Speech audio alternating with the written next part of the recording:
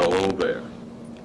My name is David Woods Sr., and I, along with my sons, David Woods Jr. and Devin Woods, would like to invite you to join us for the next half hour as we present Dayton People.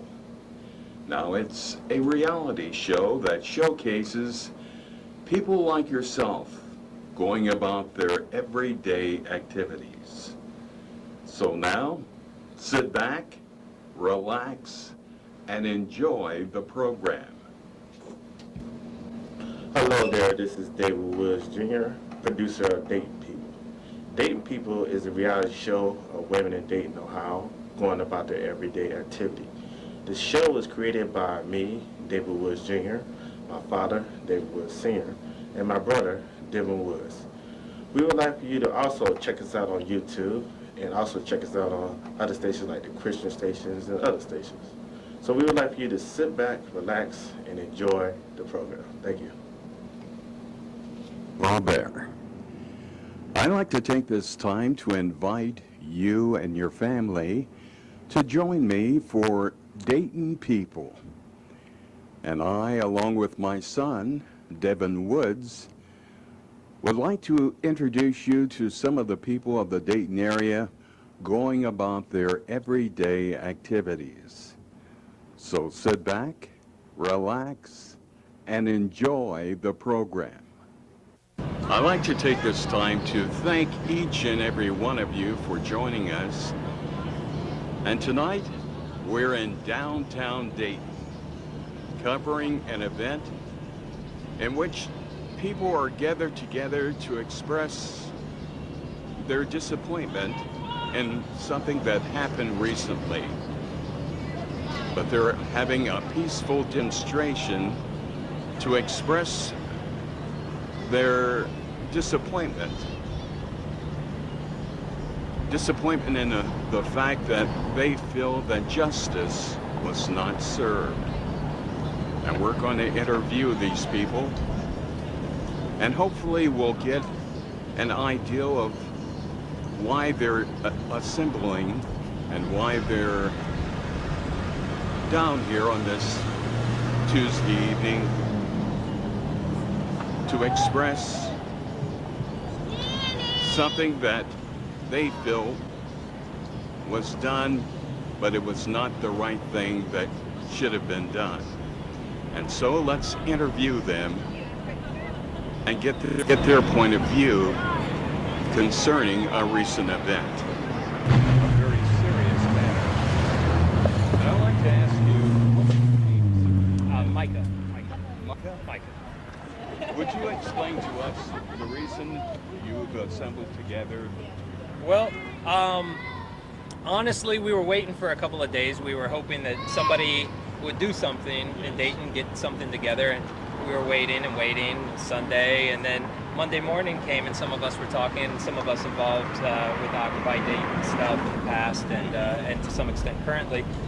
And nothing was really materializing. So we just decided Monday morning, why don't we come out here? We came out here yesterday afternoon, and we had maybe about half of this turnout. It was impromptu, and today it's kind of doubled, and we're hoping that tomorrow at the same time, 8:30, that maybe it'll double, and then maybe Thursday it'll double, maybe Friday it'll double, and finally culminating in, I believe it's noon on Saturday. I believe it's going to be here. We're going to try to really have a big turnout, and that's going to be the national day of action for Trayvon, in support, and not simply in support of Trayvon, not simply in support of his family, but also just generally for the cause of justice, because what's motivated all of us is a sense of justice, because this was an injustice for Zimmerman to get nothing, and I think a lot of us were really surprised. Maybe some of us weren't. I was surprised when they said you can consider charges lesser than murder. You can consider manslaughter. I thought, well, something's going to happen. Something's going to happen. But when you have a jury that was so unrepresentative of the nation and of Florida, for that matter, and they were deciding to acquit, to drop the charges of George Zimmerman, let him go. I don't know if he's got his gun back already, but they're going to give him his gun back, the murder weapon back. This is a profoundly unjust issue. I've heard people talk about, particularly from white American communities, talk about, well, how come you're not out there protesting black on black crime? How come you're not out there because of all the people in Southside Chicago or whatever? And I feel like I shouldn't have to explain this to anybody, but unfortunately I do. If you have anybody downtown, you have anybody anywhere, they go and they shoot another teenager in whatever city, whether it's Dayton, whether it's Southside Chicago, anywhere in the country, and then they call up the police and say, I just shot this dude, he was unarmed, and and expect that to be totally cool. The police come 45 days later, the guy's not been arrested, and it takes national outcry to even get him arrested, even get charges filed, and then he walks. That's profoundly unjust. And the same prosecutor who was supposedly prosecuting Zimmerman, who was so reluctant to prosecute Zimmerman in the first place, has prosecuted an African-American woman, Maurice Alexander, who just Friday, just the day before this, was convicted and sentenced to 20 years in prison, for discharging her gun to scare off a domestic abuser. She didn't shoot him. She didn't try to kill him. She didn't shoot him in the arm. She just scared him off. Everybody acknowledges that much. She got 20 years in prison. She claimed stand your ground. George Zimmerman didn't even have to claim stand your ground as his defense. It was offered to him. He said, no, I don't even have to do that, So we're even talking about this stand your ground law. It's not even about that. It's about a person from a more privileged American caste, more or less, being allowed to murder with impunity an African-American youth unarmed, walking home in a neighborhood he did belong in, to his father's fiance's house to watch a game, talking to his friend who was a girlfriend, whatever, fearing for his life, wanting to stand his ground. He believed this was a man stalking him to rape him. And he's not allowed to stand his ground and bust the guy in the nose. The guy got 2 Band-Aids on the back of his head. He had a little boo-boo. And for that, he believed that was a life-threatening situation to such a point that he could escalate force to lethality. Now, I teach martial arts for a living. That's one of the things that I do, in addition to being a doctoral student at Antioch University. And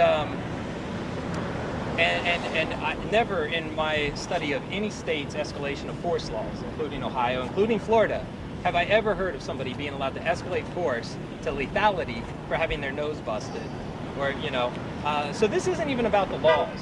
The media's trying to talk about that, and that's kind of a red herring. This is about just the unjust nature of the so-called justice system.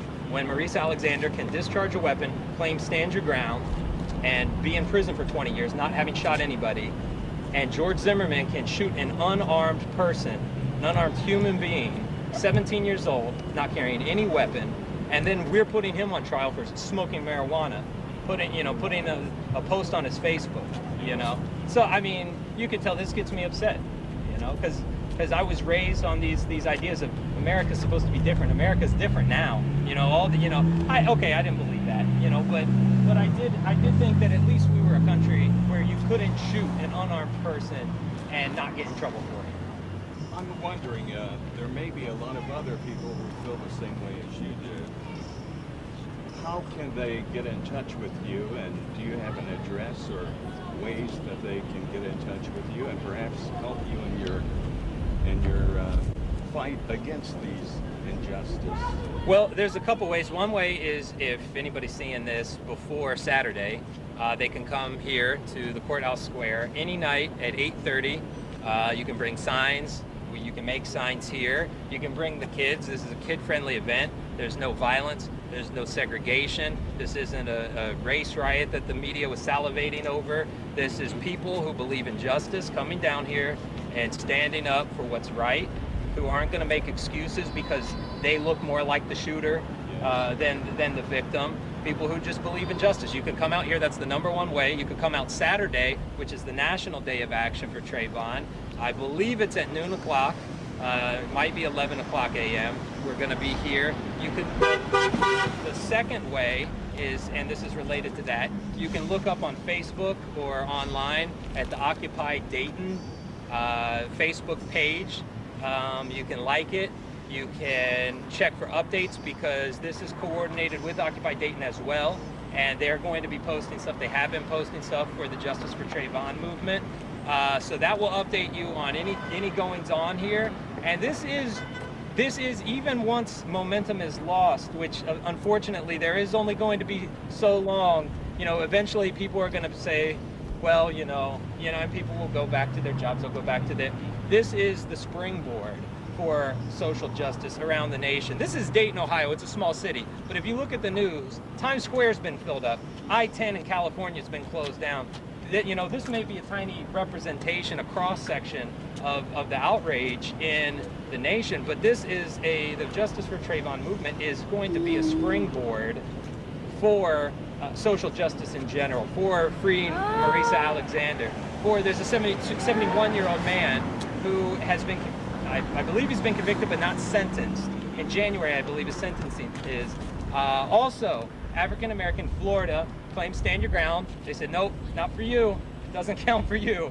And, so all of these things are causes which are related to this and which in the spirit of justice for Trayvon, this movement will be fighting for even after this Saturday, even after every night this week at 8:30. So those are the two main ways. Look it up on Facebook. There's the Occupy Dayton. There's a Justice for Trayvon Dayton or something of that nature. Type in these keywords. You'll find it. Look around. You'll find it. There are a number of Dayton ones. They're all coordinated together, and Occupy Dayton, of course. Are you a minister? No, I'm not. Okay. just a Riley guy. What's your full name and what's your title? I don't suppose I have a title. My name's Micah Naziri. I hopefully will have a title. As I said, I'm a doctoral student, so hopefully that title will be, forthcoming before too long. But I'm just a regular guy like anybody watching this. Anybody watching this who thinks that's not right, they can come down here and they can look. It's an hour a night. You don't have to come out for every person who gets murdered in the country, but maybe 5 hours a week, 6 hours a week you can devote to everyone who's murdered while in their neighborhood, while unarmed, and it takes 45 days for the guy to get arrested who shoots him, and then that guy walks. Maybe when conditions like that happen, 6 hours a week, 5 hours a week, you can devote. So I'm nobody special. I'm not representing any organization out here. Just a regular dude, regular